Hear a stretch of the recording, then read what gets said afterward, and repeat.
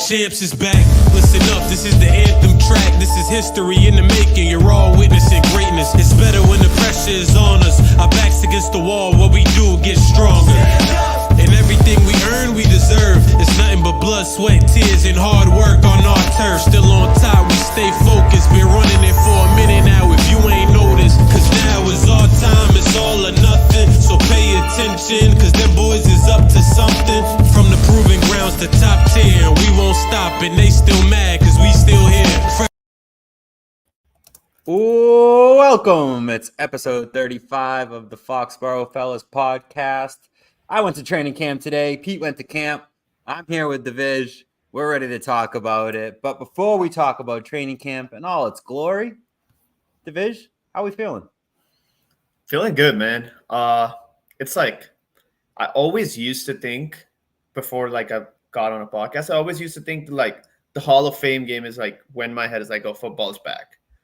But now, knowing that I had to read everything and just know everything about training camp, it just today, just going through everything felt like football is so back. It's just such a good feeling. Not in my usual setup, traveling, so not my Brady poster behind me. That's a little unfortunate. But Tom will be back next week. Next week will also be the debut of the replacement of my Mac Jones jersey. So excited for that too. But football's back, and that's all I can say. Absolutely. I mean, I felt the same way as you. Once the preseason starts, you really start locking in and engaging. But man, being at training camp today, I'm locked in, and I just want to go back. I want to go back every single day that training camp's there and just watch the Patriots. It was amazing. I mean, some of my takes today are going to be not so positive, but I feel amazingly positive. It's such a strange feeling. I just like being around the game. I like being around the fans. The vibes, as we've been talking about, are very high. The fans are shouting the players' names, cheering them on. I heckled at one point and felt weird. The vibes were just so good, but Duggar just blew a play, and I was like, "Come on, Duggar, get there!" And I was like, "Oh, I'm the only one feeling the only one that's a Bostonian being pissed out here." I was the only one. Everyone, the vibes were just high besides me. Can I ask you one thing? Was that busted play in man coverage? No, he was in zone. Oh, okay. Actually, Duggar's way more disciplined in zone than in man, so that's a little more disappointing for me as a Duggar stan. But yeah. No, it was a bet. Honestly, Christian Gonzalez was over the top, and Duggar was underneath. Surprisingly enough, and there was just a ball. There was just so much. There was 10 yards between KJ Osborne, Duggar, and Christian, and Osborne just caught it right on the sidelines, and it was one of the better offensive plays. But it almost felt like the offense just ripped apart a defense that wasn't there. But the rest we'll get into it, but the rest of the day just felt like the offense not living up to what the expectation should be. But that's a preview. We got some housekeeping. We got some good positive housekeeping to take care of before we get into training camp. So let's just run through that real quick. First off, t-shirt giveaway. If you were at camp and you saw me rocking the Foxborough Fellas t-shirt. There's some pictures out there. And if you want your own, if you want to be just like me and the other people who have bought a Foxborough Fellas t-shirt, we're going to give one away. So I'm going to post on Twitter, maybe right now, if you can see my eyes diverting, I'm going to put the post up. But we're going to put a post up and give you a free t-shirt. All you got to do is participate in the giveaway, and you can be rocking your own Foxborough Fellas t-shirt. So head over to our Twitter page, X page, whatever it's called nowadays, at Fox Fellas Pod, and you can enter to win your very own t-shirt. Also, while you're there, check out the fact that we have our very first annual Fox Fellas Fantasy Football League starting. Get a chance to play Divish, myself, maybe a few others. Former co-host Marlon's going to be in the league. We're going to have a few other X/Twitter personalities in the league too. So if you want to take on and prove your knowledge that you're the top dog, that you know more than anyone else when it comes to football, prove it. Sign on up. Not only that, but you get a chance to win a little cash and support a great cause, which is this podcast. Because I'll tell you, it's not free. what we do here. And so we appreciate any time that we do any of this type of fundraising type of an effort, the support that we get, because it allows us to keep going and put on the product that we do each week. So, enter your t-shirt giveaway, join the Fox Fellas Fantasy League. To join, I'm not just putting the link out there for a million people to just join randomly. DM us or just comment that you want in, and we'll reach out to you with the link on how to join. It's $20. 80% of the pot is going to go to the league winner, and the rest will support the podcast, like I said, to keep us just going on a month-to-month basis. Those are my two housekeeping issues. Division's got something for you, and then we're back to training camp talk. Yeah. So the one last thing about fantasy football, the winner of the league will also get the title of the Ultimate Patriots Ball Knower. And I will let you change your Twitter name to that. So Division will allow it. Oh, while you said that, Division, we're also giving a t-shirt away to the winner. Oh, yeah. So if you don't win the t-shirt giveaway, you can win the t-shirt in another way by winning the fantasy football league. Or just win them both and be champ and be the true Fox Fellas Stan. Yeah. Yeah. Have a t-shirt for every day. That should be your goal. Another thing, and for people that don't want to be involved in a fantasy football league or just want some more football games to play with our listeners and just some Twitter personalities and our friends, we're also running a NFL weekly pick'em pool. So the pick'em pool, you'll just basically pick who's going to win every game every week, and we will have both weekly payouts and the annual payout for the top two places. So it's going to be interesting. It's going to be a lot of fun. You have a chance to make some more cash. Same thing to enter. It's $20 to enter the pick'em pool for the entire season. And there's both weekly payouts. So even if you win 1 week, you win pretty much close to double your money. And it will be a lot of fun. And then at the end, if you win it all, if you're the ultimate ball knower and just guess every game correctly, guess what? You can win even more cash. And guess what? To the winner of the pick'em pool will also be getting a Fox Fellas t-shirt. So one person has the potential to win 3 t-shirts. That is, if you do that, that's actually kind of impressive. But that's what we got going on. We appreciate everyone tuning in and listening to us every week. And we just want to be involved with you and interacting with you outside of the podcast too. So it'll be fun. Couldn't have said it better myself. I got a chance to meet up with the 12th Musket today. You might have seen some Twitter posts. Got to meet up with Beast Mode, who covers the team from over there in Germany, who's actually flew out to Foxborough and Gillette Stadium to attend literally, I think, every single day of camp he can between now and when he departs. So it was nice to interact with a few fans. A couple other people saw the t-shirt and said, "What up?" So what up to you back? If I didn't get a chance to chat, my fault. I'm going to try to be back because it was a blast. People, shout out to you guys. Another show. Let's effing go. I'm right there with you, man. I love the interaction. I feel like as we grow and keep going week to week, it just gets more fun with the more interaction. So really, you guys are our gasoline, our fuel to the fire. So let's just dive right into it, though. Let's dive into Pete goes to camp.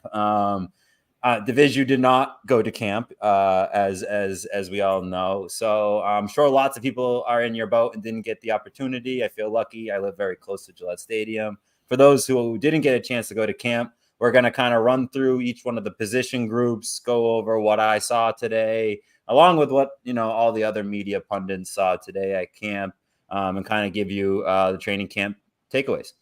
So let's start off with the quarterback position, because I just feel like that's what everybody wants to talk about. Drake Maye, Jacoby Brissett, Bailey Zappi, Joe Milton. I said it out of order because the news out of camp today, Bailey Zappi, QB4. Joe Milton took QB3 snaps. Deservedly so, because there was at one point, speaking of, I was just about to say 12th Musket and I were there. It was awesome chilling with you today, man. But one of the funnier moments that we had was Bailey Zappi just threw this dart into the ground. Like I said, 3 feet short. It was like 1 foot short. I was exaggerating, but it was just like short of the ankles. not short of like, catchable, Yeah. like short of like uncatchable ball at the Like the ankles. physical position of the receiver. Yes, the physical position, like short of the physical position of the receiver. It was funny. 12th Musket goes, the groundskeeper's going to hate him. Like he was tearing up the grass with the ball. Like it was just, he looked bad. I mean, there was times where he looked decent too. I'll give him that. But like, I saw that moment and like giggled out loud, like unprovoked. Like I couldn't help myself. It was like a sneeze. It just came out of me. But that's the QB3, QB4 conversation. That's not what we're here to talk about. We're here to talk about Brissett, Drake Maye, who split QB1 reps. Honestly, I previewed it. I wanted my third overall pick to pop. I wanted to look out onto the field and see him throwing the ball and go, whoa, who's that guy? I didn't. That's not how I felt.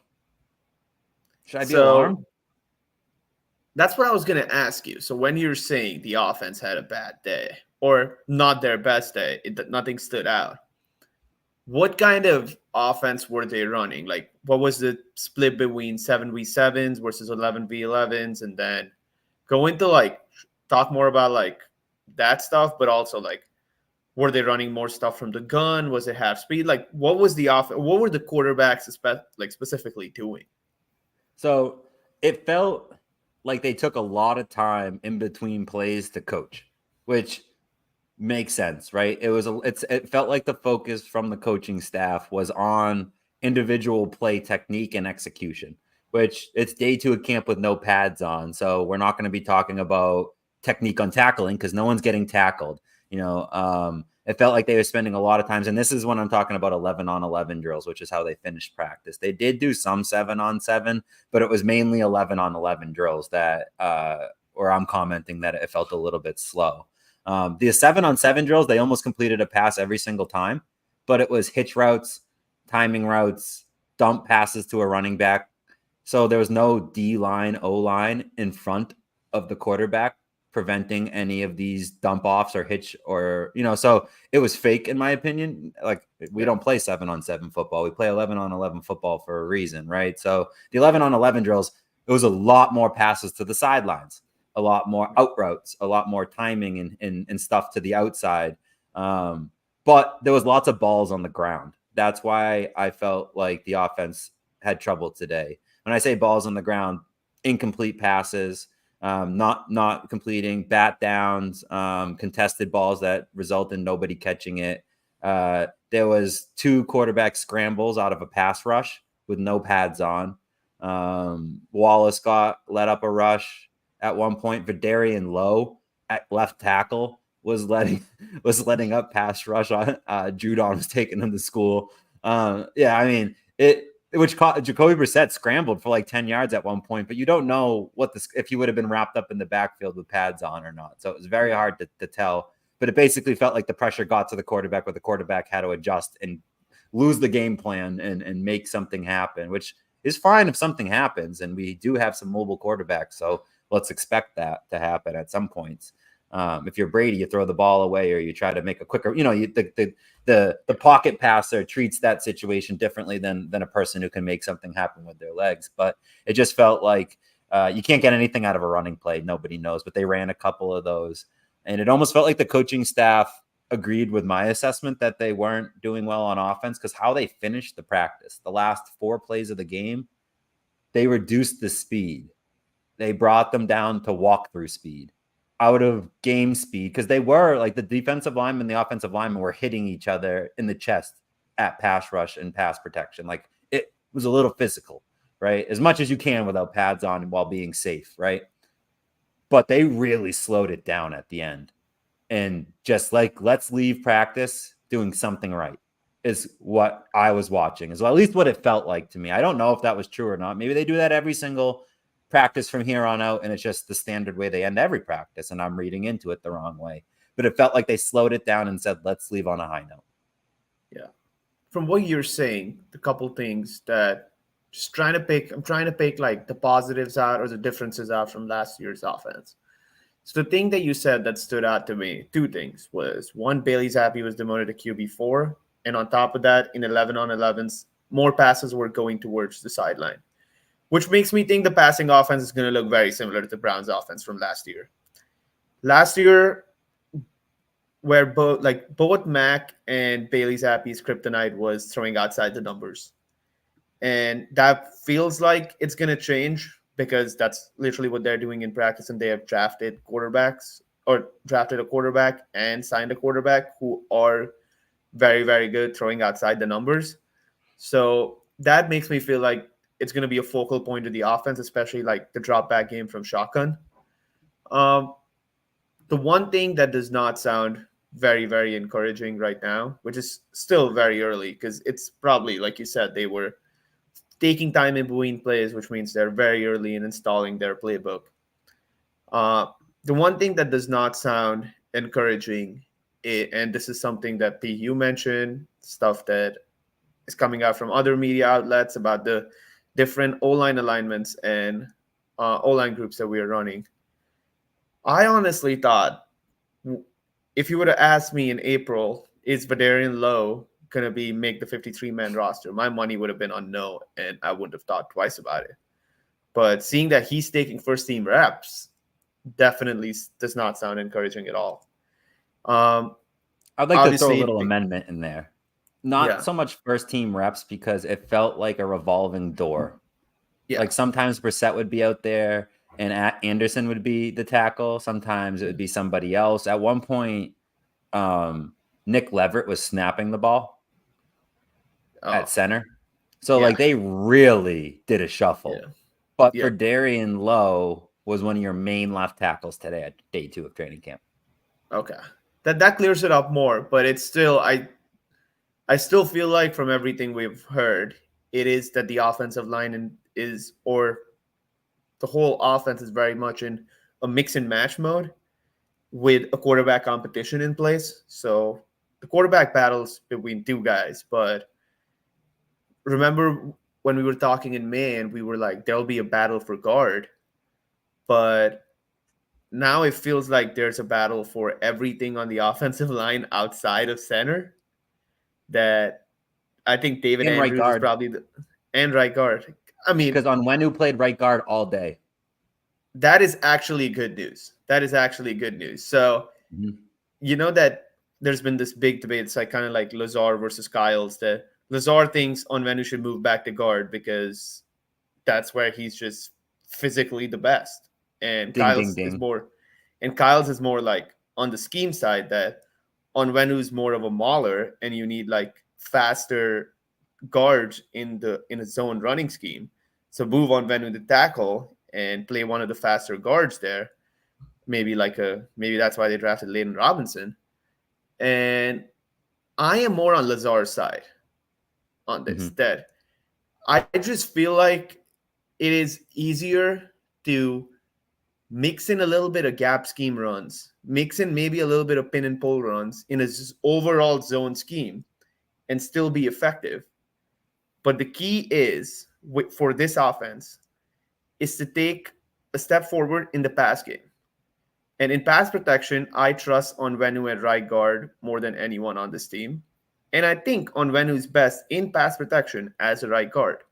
So I am more leaning on Onwenu just being the permanent right guard that allows us to like cement more pieces on the line, that if we have a center and a right guard in place, then hey, maybe Wallace is our starting right tackle. Maybe Sao can take a step forward at left guard. Like we have some pieces to move around, but the more pieces that we can cement, the less pieces we have to mix and match like we did today. So I am high on Onwenu being the guard.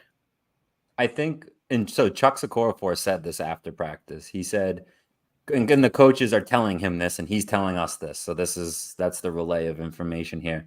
That all the positions are a position battle besides center and right. Well, they basically said Andrews and Onwenu. So they didn't say where Onwenu would be playing, but they said those two guys are going to start.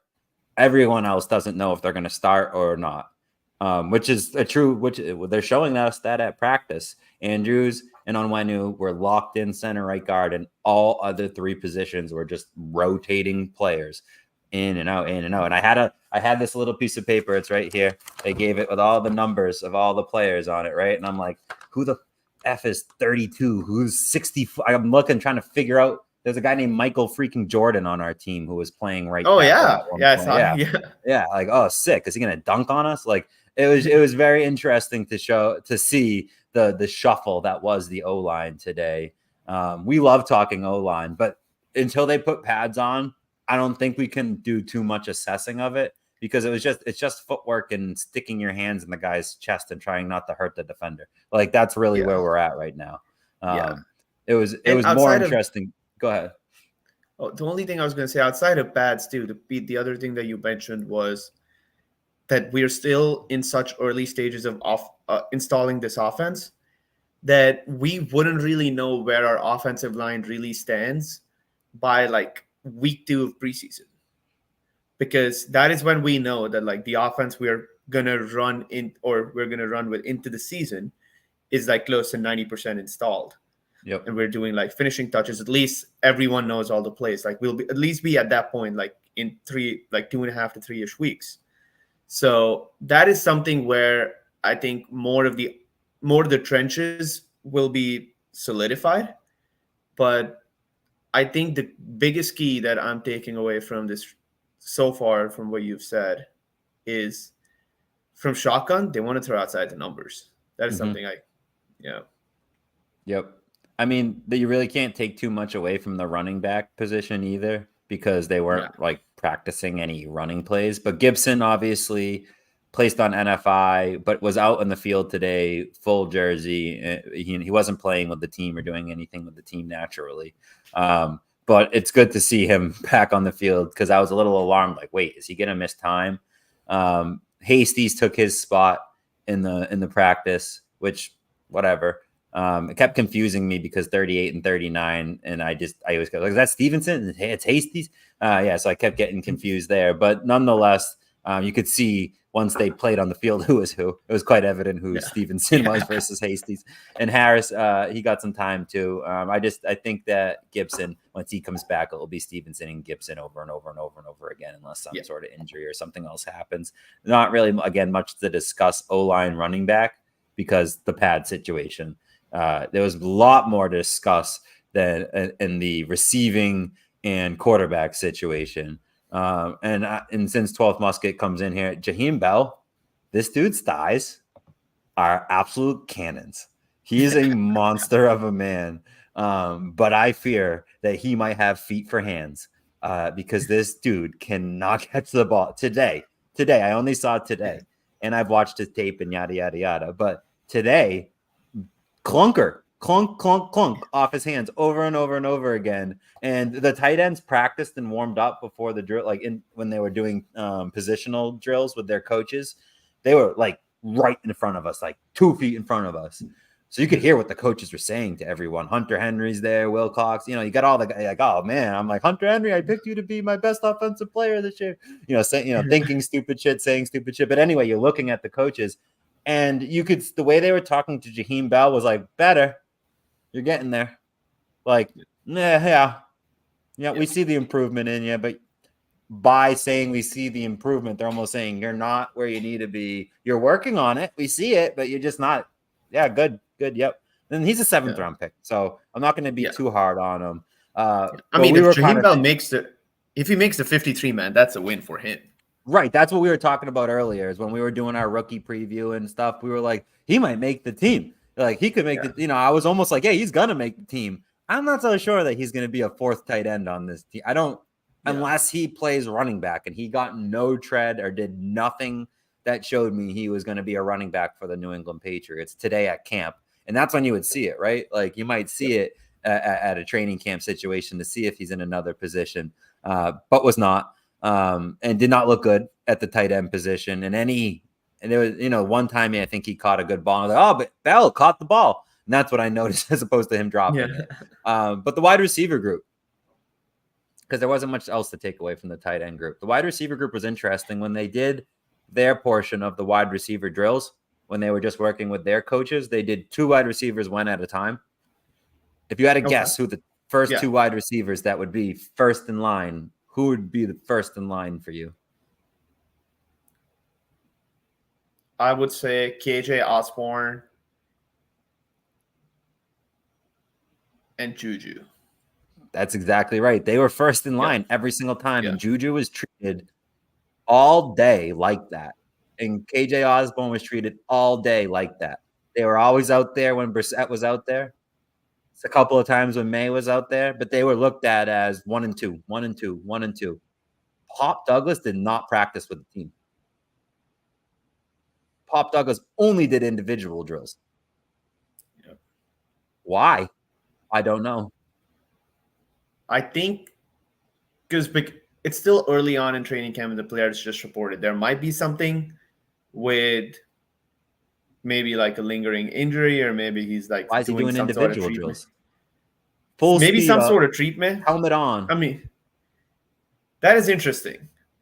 If nothing's come out, I don't think I have the best guess for it.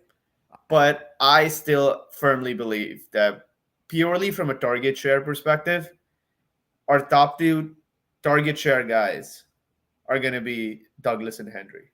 I think still have KJ Osborne's going to sneak into this very likely. He looked very good today. His body control was top notch. A lot of those sideline routes were him toe tapping 2 feet and catching the ball. Not like amazing extending his arms out of bounds, catching the ball, but like catches, scurry your feet, get it, get those 2 feet down, make a good possession catch. That was him. Who was stuffed down the depth chart was Polk and Baker. They were stuffed down there. I figured I would see more Polk with Brissett and Maye, like when they were doing their thing. Not as much. I saw more Thornton than I did Polk with the first team. That's interesting. Baker was definitely stuffed. Baker was definitely stuffed, and Baker had drop issues all day long. Yeah. There was at least 2 different instances where I saw clank off the hands. But I'll give it to Baker. Practice ended. Drake, Maye, Brissett, and a couple of the wide receivers stayed after, and then they all left. Baker stayed for another 45 minutes, just him and a coach, practicing over the head catches, practicing catch. He was just going through each area of a catch that you could possibly do and practicing over the right shoulder, left shoulder, off body, on body, low throws, high throws. So he was putting in the work like he knew he needed a lot of work to do. Yeah. And if you watch Baker's college film, I don't think hands are an issue. I think with Baker's performance, I don't know. He had drop issues. I think drop issues in college. It is because I think it is more because of rust, because I think he hasn't worked out in 3 weeks since his last, since like the OTAs, he hasn't been able to get any workouts in. He had some drop issues, but a lot of those drop issues in college were more from a lack of discipline than a lack of ability.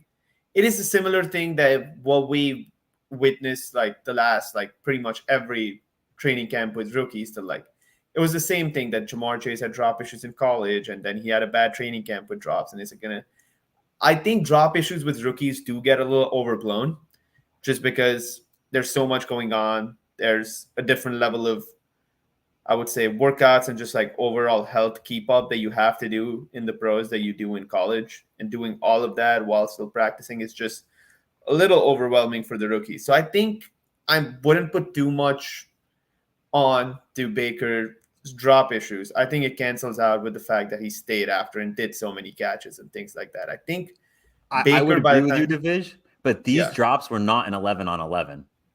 Oh, they were 7-on-7 drops, or were they? These are drills. Yeah. Nobody's freaking covering him. He's in shorts with a helmet on and some scrub that's wearing what I was wearing. I could have walked out there and thrown him the ball. He was dropping it and it was hitting him in the hands. I would agree with you wholeheartedly and would have never brought it up if it was on 11 on 11. Yeah. These were drills with shorts on. Yeah. No pads. That is dropping the ball. I mean, that's not good, man. I wouldn't drop the ball if me and you were playing catch. That's what it felt like. He's a professional. He's playing catch with a coach. Yeah. And I feel like that is what is holding these rookies back from getting onto the depth chart. That like it is still so early in camp that the rookies really haven't earned their spot yet. Whereas Osborne, and I think I'm excited for Osborne too, because my whole concern with KJ Osborne in that Minnesota offense was that he's a great separator. He's a very sharp route runner. Yep. It's his catch radius and the adjustment of his upper body. Like you mentioned, that he's very good at toe tapping. He has great control of his feet. And that's something we saw in Minnesota too. I think with KJ Osborne, the biggest thing is like how he controls his upper body and how much can he use his catch radius, because he's not like the biggest dude. So how much can he elevate himself there? I still think KJ Osborne is a very, very solid piece who's like, for the most of the offseason so far, has pretty much flown under the radar. And I think he will be a good rotational piece and will probably get close to 80 to 100 targets over the course of the season. So if he's averaging just over about 5 to 6 targets a game, that's a very important piece for a team that is expected to be somewhat run heavy and expected to just have like a mediocre passing offense. He could be a very important piece if he's averaging 5 to 6 targets a game. The only concern I have with KJ Osborne, which is not too many because he looked very good at camp today and I think has proven throughout his career to be a reliable wide receiver in the NFL. I think reliable is a great word for him. Yeah. Addison and Jefferson, though, definitely boosted his value. And that Vikings passing offense is no slouch. He is coming into a scenario where he's one of the better wide receivers on the team. Yeah. You know what I mean? And he doesn't even sniff 1 or 2 on his previous team. So it's a little bit, I wonder, like, sometimes you benefit being the third best wide receiver because of lack of attention. And now if you're looked at as one of the better wide receivers, which is hard to say, then you might not be as effective, which I think is somewhat fair to say. So I don't think you can expect like KJ Osborne to tear it up, but expect KJ Osborne, and we'll get to this in a few weeks when we talk fantasy, but like as a fantasy wide receiver, if you had to pick a Patriots fantasy wide receiver, he might come into the conversation as a player. I think Pop Douglas is your go-to born when healthy, but KJ Osborne, like you said, might get 5-6 targets, and that might increase with proven production. Why not? 100%. Yeah, and the one thing is KJ Osborne, like we said, he's reliable, and he's pretty decent with yards after catch. I think he's like his strength is how he uses his lower body, and he's pretty shifty, pretty mobile, and with, let's say he averages 6 targets a game, league average, let's say 66% catch rate. He's catching 4 balls a game. 4 balls, he can probably get 50 to 60 yards a game with 4 balls with his yards after catch ability. Mm-hmm. In half PPR in a bigger leagues, that is close to 8-9 points a game. That is pretty solid for someone you'll probably be drafting in the 13th or 14th round and only putting in your starting lineup when 2 of your receivers are on bye weeks or you have bad injuries. So I really don't hate KJ Osborne as a fantasy pick too. I don't think you even need to draft KJ Osborne. You might. He'll probably be on the waiver wire like week 3. Yeah. Just hang out. You'll get your fix of KJ Osborne if you want him on your fantasy team. Not too many people vying over Patriots wide receivers this year, mainly just because of the quarterback position. Brissett again took all the first, like when they were like, all right, beginning a new drill. Brissett went out there first with the first team, and he was always out there with KJ and Juju. And then it almost felt like they did the same thing with the offensive line as they did with the wide receivers and the quarterback. They kind of just got a healthy rotation everywhere. But there was no 51-yard deep pass to Rigor. There was none of that happening today. I think Bernard kept the stats, and there was like 22 plays, 16 were poor, he said, and 7 of them, the ball ended up on the ground. It was just not a great showing from the offense. And I honestly, I keep saying not a great showing from the defense, and I'm saying that instead of saying the defense played really good today. I'm not saying the defense played really good today. I am saying the offense played really poorly today. The defense just didn't seem like they were doing anything crazy. You just can't with no pads. I'm going to say it 1,000 times. There was times where like being physical would have been good for the defender in that situation. And he had there was one time Maye threw a ball to it was a dump pass. It might have been like Wilcox or some tight end, right? And there was a cornerback coming flying over the middle who would have ended that guy's life if he hit him with all of his force. Just planted him into the ground and literally had to jump, spin in the air to just not make contact with the tight end. And then the tight end kept running all the way down the field. And everyone's like clapping. I'm like, he just got laid out in a real game. What are we talking about? 4-yard incompletion because he drops it after getting planted. Like that. It was like, if you could see what would have really happened, is like, I don't know what really happened. Maybe the tight end spins too. Man, who knows what would have really happened, right? That's why you play the game. But it was hard to like truly get takeaways when it wasn't really what the true game wasn't really happening out there. And without pads, it's also hard to play, even for skill positions or like defensive backs. If you cannot consistently play press man coverage, if you cannot, like, yards after catch are not even a factor because you are not allowed to bring a guy down. It is definitely skewed, whatever we are seeing. But the one thing I wanted to ask you, overall, from a first team defense point of view, who was out there in the third level? Obviously, I'm expecting Christian Gonzalez to be there. But how was it looking for guys like Duggar, Jonathan Jones, Marcus Jones, Alex Austin, guys like this? What was it looking like? So Jonathan Jones, I expected to be across the field from Christian Gonzalez, and it was Marcus Jones. And we had Peppers playing closer to the line of scrimmage with Duggar fading back into the more of the, ball hawk position that you've been talking about lately. On the line, Judon was out there every play. Godshaw did not play. Let me see. I was very focused on the offense. So I don't think I have as great of notes. And again, it felt like they were playing soft man, wrap up the wide receiver after he catches the defense. It felt keep the offense in front of you defense, if that makes any sense. And 12th Musket chimes in. Marco Wilson got a good amount of CB2 first defensive snaps. He's absolutely right. It was a good rotation. I just expected more Jonathan Jones, honestly, at that position. And I saw more Marco Wilson. So that was a little bit of a surprise. But it was definitely, if I had to pick who the standout was on defense, it was Peppers today. Peppers was a vocal leader.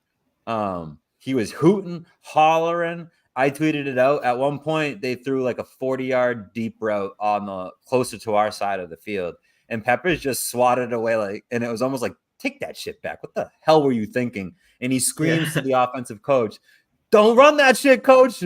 Like, take it. It was almost like, "Don't you be doing that weak shit around me." It's like what he was like. He was taunting the offense, like, "F y'all suck. Don't try to pass on me." It was very bravado. It was awesome to see because he had the sleeves up. This dude is big. He is quite clearly a beast player flying around that field on your defense. Gonzalez looked good too. Lots of people shouting, "Gonzo, Agent Zero," and he's giving him a wave. He was a man of the people. I said it before the show. I at one point I heckled Duggar because he just blew a play on the sideline, and Osborne made it like Christian Gonzalez was like running over trying to come provide help, and Duggar was chasing down KJ Osborne on the sideline. KJ Osborne touched the ball, caught the ball on the sideline, and there wasn't a defender within 10 yards of him. It was, again, not a great. It almost felt like all the good things that happened were only because someone effed up. Like the defense messed up that play, and it was zone. The defense messed up that play, and so the offense took advantage and made a play. And when the offense did poorly, it was the offense doing poorly and not the defense applying some sort of pressure or really stepping up and making a play outside of that one Peppers play. That was a really good play. It wasn't a double coverage. It felt like there was a cornerback trailing and Peppers came over for the smack. But it was a lot of you failed, so they did good. It wasn't so much they did good and you put a good effort forth, which wish it was more of the latter, to be frank. But we don't have pads on. It's the second day of this coaching staff being together. It didn't feel like there was any failures at camp from the coaching staff perspective, which is something else I was looking at. I was looking at what would it look like from an offense perspective? What was it looking like from a defensive perspective? And then what were the coaches doing? The coaches, Mayo was always the front and center, and everyone was standing behind him by like 10 feet. And he was up there coaching from behind the line of scrimmage from the offensive side, which I thought was interesting. He wasn't standing on the defensive side coaching the defense.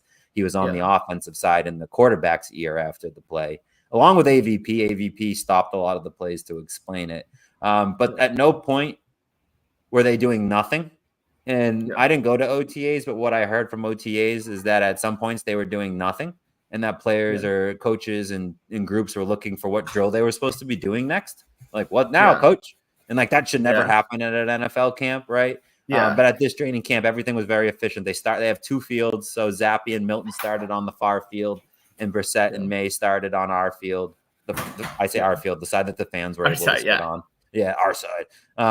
But it was split, so they had second team, first team, and then they came together for 11-on-11 drills, and that's where I think is another takeaway. When they came together, there was like 90 players or however many players that they have at this point in time before the roster cuts. During 11-on-11, there was a healthy rotation. I'll give them that. But you have 22 people doing an 11-on-11 drill that's slow because it's walks. A lot of it felt walkthrough-ish speed until they ramped it up and then they slowed it back down, like I said. So you had 70 people doing nothing a lot of the time. And it was a lot of watching. And like I said, it felt very slow. So at some points, when you're looking at it from the coaching standpoint, I haven't been to training camps year over year to be able to draw a comparison. That's where I rely on people like Reese, people who have been there year over year. And their takeaway was that it was slow, that the 11-on-11 drills slowed down, and it felt like they were creeping along through this drill, and it wasn't like this boom, boom, boom, keep the offense moving. Like they would have definitely got to delay a game if it was a real offense, and a lot of standing around. So I'll take it because that's what I felt like, and that's what the other people are saying who have been there. I wonder if we're going to see that over and over and over again. If it was just a hot, humid day in the end of July and they weren't trying to exhaust all their players without pads on, like we'll get to this eventually. Yeah. So I've never been to a Patriots training camp. I think a couple of years ago, I went to a Broncos training camp. Keep in mind, Nathaniel Hackett was the head coach. So that doesn't say much about the coaching staff. But what I saw there was a lot more. At one point when they were doing 11-on-11s, there were 2 sets of 11-on-11s going. One where the first team ones were led by the coordinators with some the top 2 guys in the depth chart at every position group, and the other one were the lower depth chart position groups. And those were being run by some position group coaches. So there was a lot more going on. So that definitely is not the best sign, but I still think it's a very, very young and to a degree very, very inexperienced coaching staff. So these things will also come with time, even though thinking about it, Nathaniel Hackett was also a rookie head coach. But there's a lot of things like that. So what I'm excited to see with this team overall, like we said, there's so much mix and match going on, is that we've talked so much about the offensive line and how that position group would look like lining up as 5 starters, but also our defensive backs, how that group will look like lining up to start the season, because we are pretty confident that Peppers and Duggar will always be on the field, or will play a high share of snaps. Same with Christian Gonzalez, if he's there. Same with Matthew Judon. Same with guys like Bentley, Tavai, Javon Bentley, and Tavai. Where I'm excited to see is that cornerback rotation. That cornerback 2, 3, 4, and 5 is how healthy is Isaiah Bolden coming back, and can he actually play nickel to the level that like he was absolutely outshining everyone at nickel last year and had that horrific injury? Is Isaiah Bolden actually ready and be like, oh, he's our consistent backup nickel? And that would be a huge step to see. Who's lining up on the outside more? Jonathan Jones versus Marcus Jones. That's going to be exciting to see. Is Alex Austin actually taking a step forward, and can Alex Austin actually cement himself as like one of the 4 main rotational corners? So there's so much going on with this team that rotationally, it'll be very interesting to see for the rest of camp. Like, how are we approaching preseason with all these rotations that have already taken place? Yeah, the Marco Wilson sighting at CB2, I think, is an interesting sighting. But obviously, Jonathan Jones and Christian Gonzalez are established NFL cornerbacks, so you're going to see them there. But, I mean, right on time, I was literally words taken out of my mouth. Alex Austin looked like he took a backseat today. So that was an interesting takeaway. And also Sean Wade, I don't even know if I didn't see him out there. Neither did 12th Musket. I didn't see him out there playing cornerback either. So it was an interesting lineup from that perspective. But again, it felt like all the cornerbacks were just keeping wide receivers in front of them and wrapping them up once they caught the ball. It didn't feel – I feel like it's unjust to grade the defense right now. It's like no Pharisees, right? It's easier to 100%. grade the offense because they should be ripping up a soft defense. And I guess they did. They took advantage of the underneath routes and just kept taking 6-7 yards. And if you get 6 yards of play, you're very successful. You never see third down, right? So let's hope that that's real. But I'm going back once they put the pads on and they're allowed to, actually pass rush and intimidate the wide receiver by actually being able to touch them once they catch the ball. So that will be interesting. There's some injuries to talk about. Let's get into that. We saw Gibson back on the field, so it's not like we can skip over that. Like, I think he'll play. He's going to be out there. No issues, right? It's the players that are going to miss time. You have the PUP list as Kendrick Bourne, Cole Strange, Jake Andrews, and then Taki Taki. A little bit unsurprising, or not a little bit unsurprising. Kendrick Bourne, Cole Strange, we knew that going in that we were going to have them miss time. I think the Kendrick Bourne PUP list, and when I was trying to figure out who would play wide receiver, I had Kendrick Bourne on my PUP list, and one of the big reasons was it allows you to carry an extra one and figure out what you're going to do. I mentioned Juju was getting tons of tread at the wide receiver 1 position. I almost wonder if they want other people to hear that news out of camp, maybe flash him in the preseason and get him out of town, even if it's just a pick swap. Like, we'll give you our 5th, you give me your 5th. And, it doesn't make too much sense because we'd probably be moving down in that round, but like a 5th for a 4th would almost be fair with a good team. You know what I mean? Like, you're a good team, so your 4th is like 7 picks ahead of what our bad 5th round, you're getting what I'm saying here. So like a pick swap with Juju, maybe the Chiefs want him back and they want to do a pick swap. That wouldn't be the worst thing in the world. Somewhere where they know they've seen him before and can get something out of him. At least they feel that way. Sometimes when a team has gotten some out of a player, then they go somewhere else and fail. Like, come back home. We'll get you back to where you were. Chiefs love doing that too. They sent Mecole Hardman away. He was sucking at the Jets. He's like, come back. What did the Green Bay did that with Randall Cobb too? Like, oh, come on back, back. Aaron Rodgers. Rodgers just loves Cobb. He loves Cobb, right? So like maybe the Chiefs do that with Juju, and then when Bourne comes back, Juju's gone by then. Booty took a lot of reps with the wide receiver group. It almost feels like he's going to be on the team based on what I saw today. It felt like Thornton was the odd man out on the wide receiver group, so it'll be interesting. Do you cut Thornton, try to trade Juju, keep Rigor because he's a punt returner? It's going to be interesting to see what you get out of the depth chart. But Bourne being on the PUP list, I think, helps out with that. We already knew about Strange and Andrews. Taki Taki, linebacker, being on the PUP. Maybe I just didn't. Maybe I'm dumb, but were you expecting to see that? I wasn't. I heard like that there were some reports that he might not be fully participating in training camp, but knowing that he's like officially been put on the PUP list is a little disappointing. Especially because I was really excited to see him in rotation. I feel like he is a very, very good, like, sideline to sideline linebacker. He's very good against the run. And I feel like to build on that run game, he would have been a big part of this defense for most of the year. So him not being there early in training camp, hopefully there's like some type of way that we can see him earlier in the season rather than later. And we get some more details about like what his status is when it comes to his injury. it definitely is a little disappointing that Taki because if I'm being completely honest, going by like what's established, even if Morte Mapu is like still playing that hybrid role, sometimes linebacker, sometimes safety, I still think like it's very clear that Taki is our third best off-ball linebacker behind Bentley and Tavai. So knowing that this defense wants to run a lot of 4-3-4 and probably will like to bring a lot of pressure from the second level, I thought Taki would be a huge piece for this defense, and him not being there is definitely disappointing. But I still think that as long as Mapu is available for the most part when Taki is out, I still think this defense will stay true to its identity with the personnel that they still have outside of him.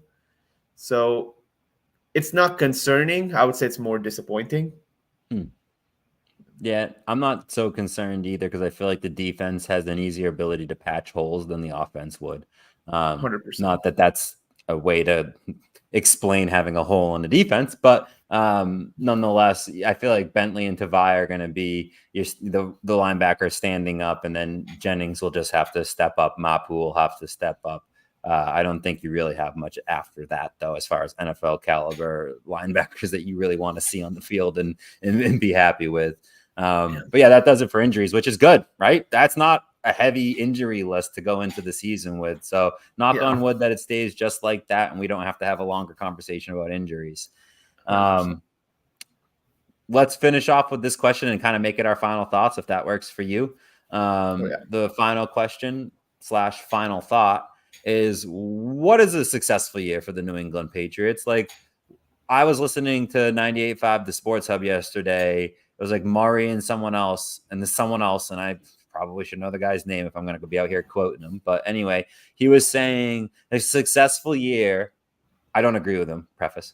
The successful year is if we find out if Drake Maye's the guy or not by the end of it. I was like, that doesn't need to be figured out this year, like at fucking all, dude. We could figure that out next year and be fine. Like, we don't need to know that. That's not what defines my successful year. So it made me start thinking how much I disagreed with that. And then, well, what is my definition of a successful year? Because he's onto something. I don't think he's far off of what I define as a successful year. Mine is, instead of Drake Maye, because I just don't need to know that right away. My idea of successful year is figuring out who's who. That's what will be a successful year for me. If we figure out at the end of the year if Caden Wallace and Layden Robinson are offensive linemen in the NFL, that will be one slice of my successful season pie. If we find out if Polk and Baker can play wide receiver, that will be part of my successful pie. If we can figure out what the offensive line should look like, where our holes are, and what we need to do to address it in the next offseason, that will be part of this. That'll be another piece of the pizza, right? If there's 8 slices to a pizza, we've got 3 so far. I bet I could find 8, 5 more for you. Quarterback evaluation is definitely part of the slice. Is the defense as good as we think it is? Last year, we're all high on them, but you brought up a good point last week where it's like defenses knew what opposing defenses knew about our offense. So the game clock control and play call was completely catered towards beating this bad New England Patriots team. So oftentimes other offenses didn't need to score 35 to win and didn't want to score 35 to win, would rather run clock, run game out, and win 10-6 and be fine with that. So there's that thought. Plus, I bring up the point of if you take their top 10 teams or playoff teams that they played against, they got demolished by good offenses last year. So our defense, when put up against great offenses, didn't do as good as when they played the Jets. Like, they got to play the Jets twice, right? Like, they got to play some bad teams. Like, they limited the Chargers to 6, right? But scored 0. So like there's these games where their defense has positive stats to point at, but didn't win you the game either. Or likely wouldn't win a game if the other team was approaching the game differently. So what's a successful year for the Patriots is figuring out the questions that we have. And there's like 5 to 6 questions that I need answered by the end of the season so that we can move into 2025 with clarity on how to approach that offseason, how we should interact with free agents, and what we would need to do in the draft should be clear based on what happened in 2024. I don't care how many wins we get. That would not indicate success to me, right? We could win 7 games or 1 game, But if we found out a ton about this team winning one game, that would be better than Jacoby Brissett leading this team with KJ Osborne and Kendrick Bourne to a 7-win season. I would rather one win with Drake May, Polk, Baker, Wallace, all those guys getting tread. So we can actually see what we have. Is Christian Gonzalez as nasty as we all think? Give me more than 3.5 games to tell you that, right? Yep. Like, I want to answer questions. That's what defines a successful season. 100%. I agree. I wrote down what a successful season for me looks like. And like everyone knows, I've talked about this multiple times. I've taken this bet twice, but I've bet Patriots over 4.5 wins for the year. Same. So obviously that would be good for both the Patriots season and my pocket. But truly, as an organization, these are the things that I'm looking for. And I kind of highlighted it by position group to position group. So I start by quarterback as a position group. I did not want to single out Drake Maye just as a rookie who hasn't even played a snap yet. The quarterback, it's very simple for me. This season is successful if we are not a bottom 7 passing offense. That's it. Just take a decent step forward from when you were the second worst passing offense last year. Just take a step forward. Be like the 22nd, 23rd best passing offense. That for me is fine for this year. So that's what I am expecting from the quarterback group or us as a passing offense. I kind of group together the skill positions. So running back, tight ends, wide receivers.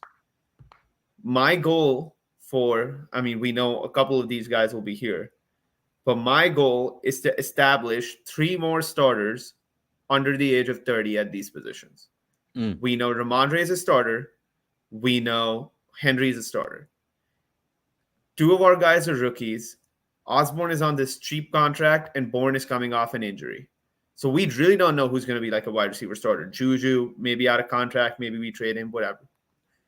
I don't know, but this team needs to get younger and better. So we need 3 starters who can be starters for another 3 to 4 years. So that is my expectation from the skill position group. Establish 3 new starters under the age of 30. Now, our weakest position group, which is offensive line. For the offensive line, I had 2 things which makes this a successful season for us. One, if Caden Wallace or Layden Robinson, one of those 2 is an established starter, and we have one of the tackle positions in place. I think that is a successful year for this team. I think everyone thinking that like I know ever since Kyle said it, that we can actually make a wild card run. And I feel like a lot of people's expectations have gotten skewed. Still remember, we are a 4-win team who just picked 3rd overall.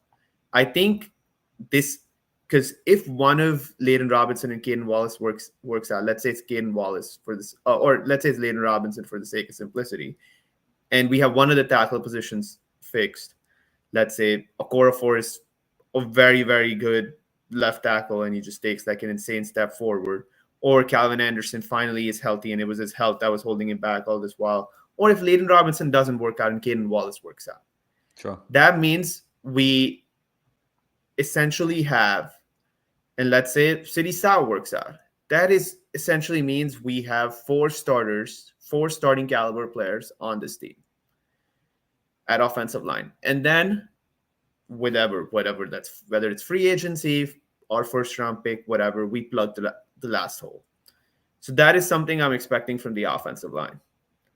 I did not want to do, because our linebackers are just so fucking good and we were so good against the run. I kind of just clubbed the front 7 together. And with the front 7, this is what a good offseason for the Patriots looks like. Again, like I said, we need to get younger and we need to get better. We need to have at least 3 players in the front 7 under the age of 30 who are all pro caliber players. 3. All pro caliber. I think right now, if I'm being completely honest, I do love Bentley and Tavai. I think they still need to take 1 step forward to be an all pro caliber player. I think they're in the Pro Bowl range right now. Yeah. If I'm being completely honest, if to be an all pro caliber player, you have to be like top 5 to top 7 at your position. The only player in our front 7 who I can put my finger on who can be that for another 3 years is Christian Barmore. And that's it. Yeah. So Uche, you signed a prove-it deal. I'm not saying you'll be that next year, but if you can, have another double-digit sack year. Keon White, you were 44th overall pick. Let's see what you can do. Javon Bentley, like, you won that big contract, and you saw what Tavai got paid, and you see how these off-ball linebackers are getting paid now with, like, Roquan, Fred Warner, things like that. Bentley, if you want to take a step forward. So there's a lot of pieces on this front seven that can just take that 1 or 2 extra steps forward to be that top 5 to top 7 or even top 10 player at their position. And right now, let's say top 10, I only think Christian Barmore's there. So that's going to be an interesting thing to see. And the last thing is the secondary. And from the secondary, this is going to sound very, very insane because last year we were great against the run. We were average against the pass. I think a successful season for this secondary is to be a top 12 passing defense. That's it. There's as long as they're healthy, because they were gonna be that or were gonna be close to that if Gonzalez was healthy last year. And if Gonzalez is healthy this year, Jonathan Jones got paid last year. Marcus Jones is playing for a contract. He's still on his rookie deal. And like same with guys like Alex Austin and other guys in that team. Duggar got paid. Peppers is fighting for a contract. These guys have no excuse to not be a top 12 passing defense. These are established NFL starters. I think with the secondary, that's where I'm the most hopeful. And that's where I think I'm going to be a little more demanding than other positions on this team. For the secondary, for this to be a successful season, secondary has to be a top 12 passing defense. I think if the defense wasn't in the top half of the league, so top 15, whatever, 12 is top, pretty much top half, that it would be a bad sign for the next year because 100%, I agree. Because we weren't necessarily, like, if you were a bottom half pass defense league, like, we're banking on y'all to be good. And now you're not. So now we have to add you to the list of things to work on. Dang. I agree the front seven should just almost be a lock. Like, we have a very nasty front seven. Yeah. But the season would be unsuccessful if we didn't have 3 people under 30 all-pro caliber. I don't know if we have 3 people under 30 all-pro caliber on the team. Oh, yeah. Never mind the front seven, trying to narrow it to we just take the whole 53-man roster. We don't have 3 all-pros. We barely have 3 pro bowlers. Yeah. When I say all-pro caliber, I mean top 10 at their position. And I think I still think top 10 at their position. Barmore could. Barmore's definitely like the closest to that from what we have right now. But nobody else even sniffs top 20. Yep. And that is what needs to change with this team. Yeah. Well, I'm just trying to think. Like, so let's just say Barmore ends up being a top. Like, let's just say he's the 8th best defensive lineman in the entire league, which means he's better than Judon, right? Yeah.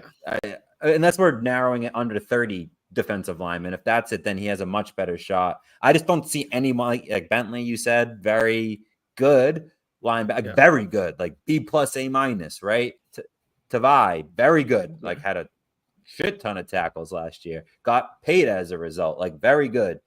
But top 10 in the league, Tavai and Bentley don't even come close to that. As a group, they're a top 10 linebacker group, but none of them are the top 10 linebackers. As a defensive front, that 7 might be one of the best ones out there. Like, it's very competitive. 100%. I would like to look at the league before I say one of the best ones out there definitively, but it's very good. They shouldn't get run all over. It's not going to be a disgrace. It's going to be NFL high caliber front 7. I'm with you 100%. Having players that start under the age of 30, and that's pretty much kind of like, I think we share a lot of similarities in what's our success for a season. I want to have questions answered, which is very similar to wanting starters that are young, right? And that's what I want the question answered with a young player, ideally. But if the question's answered with a 30-year-old, I'm okay with that because I plan to win a Super Bowl within the next 4 years, 5 years. Like, that would be my plan if I was the GM. It's not next year. And a 30-year-old could be 33 on my Super Bowl team, right? Like, you can 34, you could be playing the tail end of your career, or at least the veteran that's in the depth chart that's coaching, like that's helping out coach in a sense, like a Dietrich Wise. Dietrich Wise is not going to be an impact player on this team. He is a captain on this team. He's here to talk online. Like, he's not, that's why he's here. And like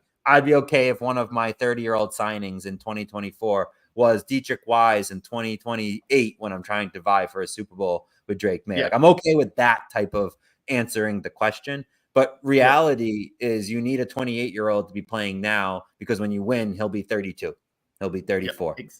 That's so you need to get him in now, get him locked in, figure it out so that we can win with these players and not having a revolving door, which is why I think you and I both really like the extensions that they did. Was lock 100%. Your team up for a core of 3 years to 4 years, which is how long you have Drake Maye for maybe an additional fifth if you take his option, right? So you have like a core built out for a certain number of years, and let's figure out if they're the answers, and if they're not, let's move on and get some answers to those questions. So get young 100%. Players, answer questions. That's how you'll make the Fox fellas happy in the 2024 season with the New England Patriots. Notice how we didn't mention wins. We didn't mention a stat.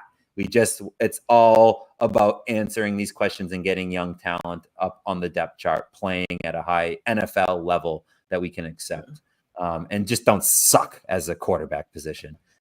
That's the only other thing I think we'll throw out there as statistics is we want you not to be the bottom 2 in the league. We would like you higher. Just get to like 18. Yeah. I'm happy with 18. Bottom half of the league still, but sniffing the middle of the league. I'm happy with that. Yeah. Drake Maye and maybe a split of Jacoby for 3-4 games at the end, if that's how it works out. Who knows? Conversation for another day. Yeah. All right. 1:06. We never go below an hour. We always try. We never do it. We just had too much good stuff to say, Divish. That was our final thoughts, but did you have anything else before I take us out of here? No, that's pretty much all I had. The one last thing I will say, with everyone following the training camp and just following this team, right now is the best time to buy stock into this team because it's only up from here. A lot of bad teams, like if you look at Tennessee from last year, or there's a lot of bad teams that do a couple good things and the market overvalues them. The Patriots have done good things this offseason and somehow are still undervalued by everyone, which the easiest fan thing to do about that is complain. Like, why does Vegas only have 4.5 wins? Why does everyone think that we will be picking number 1 overall last year or next year? The smart thing to do that is don't get mad and just buy more stock into this team. Because for what this team is doing, they're valued at an all-time low. So the camp, today was a little bit of a rough day. Yesterday was a good day. Good days and bad days are going to happen throughout camp. The thing about this team is this team has a vision, and they're still undervalued. So buy stock into that vision. 100%.